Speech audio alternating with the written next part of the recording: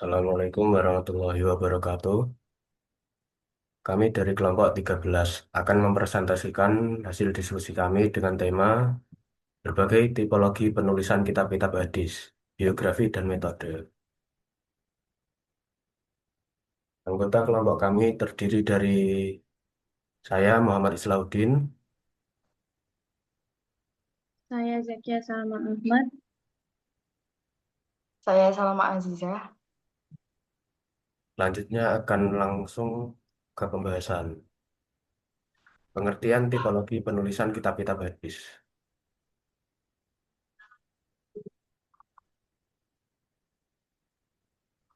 Tipologi berasal dari bahasa Yunani, yaitu tipe dan logi, yang memiliki makna, impresi gambaran, bentuk, jenis, atau karakter suatu objek. Sedangkan logi memiliki makna ilmu yang mempelajari tentang sesuatu. Jadi tipologi penulisan kitab-kitab hadis yaitu klasifikasi tentang kitab-kitab hadis berdasarkan sistematika, metode, dan tujuan penyusunannya.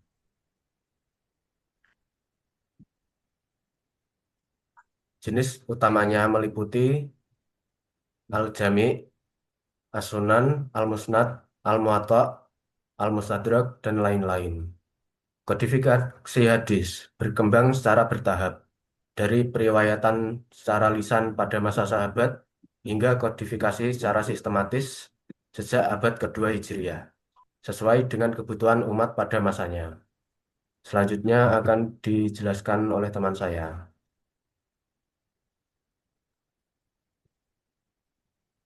Yang kedua, bentuk dan macam tipologi kitab hadis beserta contohnya. Yang pertama, Al-Musnad.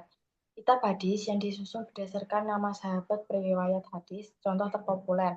Musnad Ahmad Ibnu Hambal, lebih dari 27.000 hadis dari 700 sahabat. Keunggulannya pada penelusuran sanad, namun kurang praktis untuk kajian fikih. Yang kedua, Al-Jami'.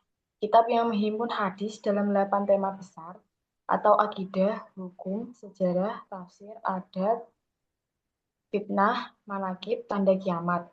Contoh, Sahih Al-Bukhari dan Sahih Muslim. Cakupannya luas, cocok untuk berbagai bidang keislaman. Yang ketiga adalah Al-Sunan. Kitab hadis yang disusun berdasarkan bab-bab fikih atau toharoh, sholat, zakat. Contoh, Sunan Abu Dawud, Tirmizi, Nasai, Ibnu Majah, fungsi utamanya sebagai referensi hukum Islam. Yang keempat, Al-Musahanaf. Serupa Al-Sunan disusun per bab fikih, namun memuat hadis marfu, mauquf, dan maqtu sekaligus. Contoh, karya Abdul Ar-Razzaq Al-San'ani. Yang kelima, Al-Muwatta'. Kitab yang memudahkan akses hadis disusun per bab fikih, mencakup hadis marfu, mauquf, dan maqtu. Contoh paling terkenal Al-Muwatta' Imam Malik. Yang keenam, Al-Mu'jam. Kitab hadis yang disusun berdasarkan nama guru atau sahabat sesuai urutan hijaiyah. Contoh Al-Mu'jam, Al-Mu'jam Al-Kabir, Al-Awsat, Al-Shaghir karya Imam Al-Tabrani. Yang ketujuh adalah Al-Mustadrak. Kitab berisi tambahan hadis sahih yang tidak termuat dalam kitab tertentu namun memenuhi kriterianya. Contoh Al-Mustadrak ala As-Sahihain karya Al-Hakim Al-Naisaburi. Meski sebagian isinya masih diperdebatkan ulama. Selanjutnya dijelaskan oleh teman saya.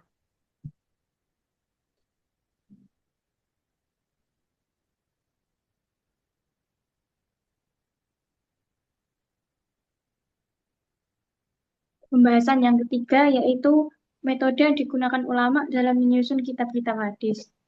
Para ulama menggunakan 8 metode utama dalam menyusun hadis. Yang pertama, pengumpulan atau jam'ul al-hadis, yaitu melakukan perjalanan ilmiah atau rihlah ke berbagai wilayah Islam untuk mengumpulkan hadis langsung dari perawi terpercaya. Yang kedua, verifikasi dan seleksi, meneliti sanad rantai perawi dan matan atau isi hadis untuk memastikan kesahihannya, lalu mengklasifikasikan hadis menjadi sahih, hasan, dan dhaif. Yang ketiga, berdasarkan kualitas hadis itu hanya membuat hadis berkualitas tinggi seperti pada Sahih Al-Bukhari dan Sahih Muslim. Yang keempat, berdasarkan nama perawi atau musnad, hadis dikelompokkan per nama sahabat. Contohnya Musnad Ahmad bin Hambal. Yang kelima, berdasarkan tema atau bab fikih. Hadis disusun per topik seperti sholat, zakat, puasa. Digunakan dalam kitab-kitab sunan. Yang keenam, berdasarkan cakupan komprehensif atau al-jami, yaitu mencakup seluruh aspek ajaran Islam, seperti akidah, fikih, adab, sejarah, dan lain-lain. Contohnya Sahih Al-Bukhari dan Jami' At-Tirmidzi. Yang ketujuh, berdasarkan nama guru atau perawi mu'jam, disusun alfabetis berdasarkan nama guru. Contohnya Al-Mu'jam Al-Kabir karya Imam Al-Tabrani. Yang kedelapan, pemberian penilaian hadis, mencantumkan keterangan kualitas hadis setelah setiap riwayat, seperti yang dilakukan Imam At-Tirmidzi.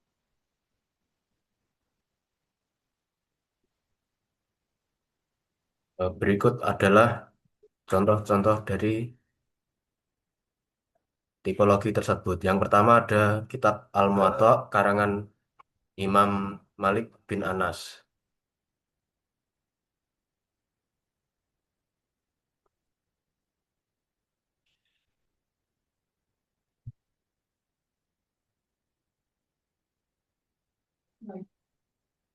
Selanjutnya ada kitab Musannaf karangan dari Imam Abu Bakar Abdul Razak bin Hammam San'ani. Selanjutnya ada kitab Musnad karangan Imam Ahmad bin Hambal. Lalu ada kitab Sahih Bukhari karangan Imam Bukhari. Selanjutnya ada kitab Sunan Abu Dawud karangan Imam Abu Dawud. Yang terakhir adalah kitab Mustadrak karya Imam Abi Abdillah Muhammad bin Abdullah Al-Hakim An-Naisaburi.